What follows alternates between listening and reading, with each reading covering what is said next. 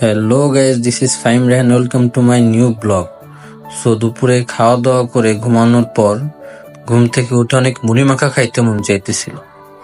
তো আমাদের এখানে একটা নামকরা মুড়ি মাখার দোকান আছে, সেইখানে হাঁটতে হাঁটতে চলে গেলাম।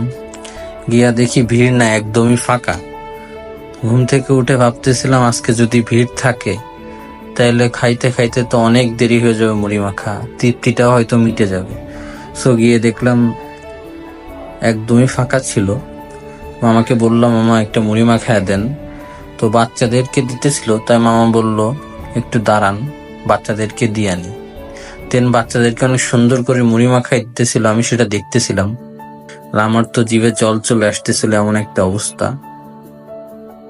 এরপর সুন্দর করে মাখাইতেছিল, আমি দেখতেছিলাম, মাখায় বাচ্চাদেরকে দিতেছিল। এইটা হচ্ছে আমার বাসা থেকে খুবই কাছে, সো এই জন্য আমি খুবই দ্রুত চলে আসতে পারছি। হাইস্ট গেলে 3-4 মিনিট লাগছে, এতটাই কাছে। এরপর আমার মুড়ি মাখাটা সুন্দর করে মাখাইলো। আমি বলছিলাম অনেক ঝাল দিতে, সে আমাকে জিজ্ঞাসা করতেছিল, মামা ঝাল কি অবস্থা, ঝাল হইছে? তো মুড়ি মাখাটা খাইছি, অনেক মজা লাগছে, ঝাল ঝাল করে মাখায় দিছিল। এই হলো সেই মুড়ি মাখা।